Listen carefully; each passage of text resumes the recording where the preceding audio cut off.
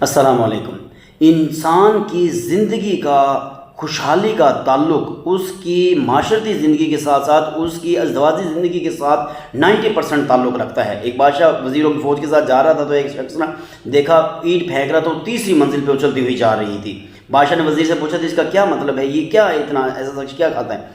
وزیر نے کہا کہ سر جی اس کی ازدواجی زندگی خوشحال ہے۔ بادشاہ نے تفتیش کی تو پتہ لگا کہ وہ جب گھر جاتا ہے تو اس کی بیگم اس کے لیے پانی گرم کر کے رکھتی ہے، آٹا گھون کے رکھتی ہے، جب وہ آتا ہے تو گرم روٹی پکاتی ہے، اس کے پاؤں دباتی ہے، اس کو سونے کے لیے اچھا بستر دیتی ہے اور پھر اس کو رات کو دودھ بھی پلاتی ہے۔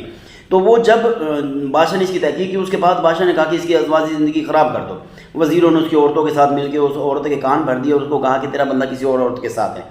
جب ایسا عورت کے کان بھرتے گئے تو اس نے اس کے ساتھ چپکلش کرنا شروع کر دی، اس کے ساتھ چپکلش رہنا شروع ہوگی اس کی، اور اس کے بعد آہستہ آہستہ ایسا ہوا کہ بادشاہ ایک دفعہ فوج کے ساتھ گزر رہا تھا تو وہ دیکھا وہ شخص اینٹ پھینکنے کی کوشش کر رہا لیکن پہلی منزل تک بھی نہیں پہنچ رہی۔ بادشاہ نے کہا یہ کیا ہوا؟ وزیر نے کہا سر جی میں نے آپ کو کہا تھا کہ اس محنت کا 90% دار و مدار اس کی ازدواجی زندگی پر ہے۔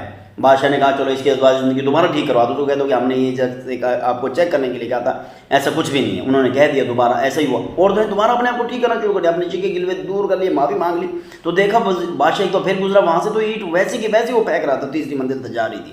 زندگی انسان کی گزر جاتی ہے لیکن جو اس کا ہمسفر ہوتا ہے، اس کی بیوی جو ہوتی ہے، اس کی نوکری کے اندر، اس کی خوشحالی کے اندر، اس کی زندگی کے اندر 90% کردار ہوتا ہے۔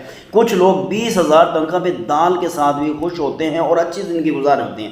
کیا ان کو گزارا نہیں ہو رہا تھا؟ ہو رہا ہوتا ہے، کیونکہ ان کی ازدواجی زندگی بہترین ہوتی ہے۔ کچھ لوگ 20 لاکھ 10 لاکھ تنخواہ لے کے بھی ازدواجی زندگی صحیح طرح گزار نہیں ہوتے، ان کی طلاقیں ہو جاتی ہیں، اللہ معاف کرے۔ اس کا صرف مطلب یہ ہوتا ہے کہ بیوی کی طرف سے مرد کے ساتھ اچھے تعلقات قائم نہ رکھنا۔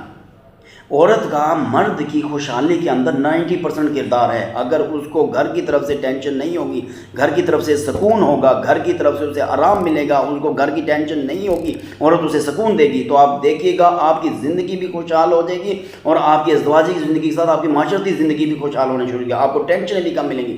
اپنے آپ کو سنگھاریں، اپنے آپ کو سکھائیں، اپنے آپ کو نکھاریں، اپنے گھر والوں کی، اپنی بیوی کی، اپنی ماں باپ کی، والدین کی، سب کی ٹریننگ کریں کہ ٹینشن جو ہے نا وہ انسان کو کھا جاتی ہے۔ اس ٹینشن سے دور رہنا ہے، جو چیزیں نہیں ہمارے اختیار میں ان کو اگنور کرنا ہے، جو چیز ہمارے اختیار میں ہے ان پہ فل کنٹرول کرنا ہے۔